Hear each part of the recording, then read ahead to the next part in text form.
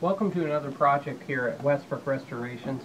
We're working on a historic home on the front porch, doing a little interesting rot repair. So I thought you might be interested in taking a look. So come on in and follow me. We have our setup here. We like to set up really nicely, you know, just like surgeons. So come on in. This plinth box here was repaired at one particular time. It was done incorrectly. It's larger than the other two. It has a different kind of trim. It's completely rotted out. I don't know, Brian, if you can get up on this ladder and take a look at where some of the rotten components are here. But I want to show you. This beam is completely rotten here. We're going to repair this. We're going to take this all off and do a new piece here. We're going to build a new piece in the shop. We're actually going to put on the right kind of molding. You can see how rotten that is. Here's what we found on the inside of this. They use pressure-treated members here, but this is not a pressure-treated member. It's completely rotten all the way through. This is all rotten up here. This is going to have to be completely rebuilt properly to avoid this in the future. Okay, so we found what the problem was here. Is they built this and they mitered the top cap that went up in here, and it created a spot for water to get through. There's no flashing cap on here. There's no way to protect water from infiltration. That's why this beam is rotten. That's why this whole area has rotted out in a very short period of time. We're going to show you how to fix that. Okay, so here we are in the shop, and I want you to notice some of the components that we have already milled up.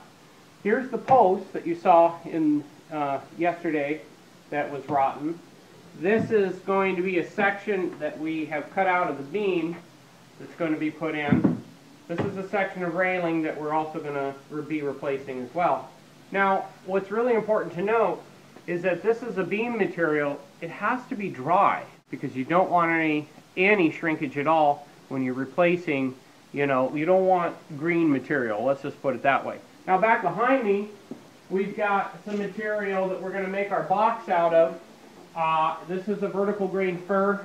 Okay, now we're clamping and gluing these together. I want you to notice that we also did on these boxes where this clear fir is, we did a dry fit here.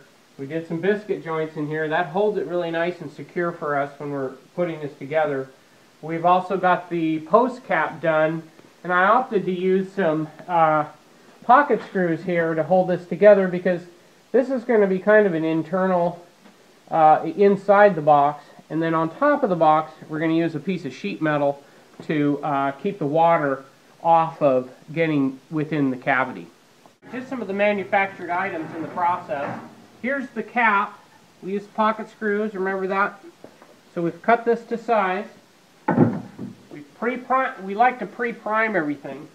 This here is a piece of metal that we have manufactured as a cap that goes over this, and then of course your tapered post is going to be below this, and so this is the top. We'd like to use a piece of metal, so that'll protect everything. We have all of our components created for all of our tie-ins.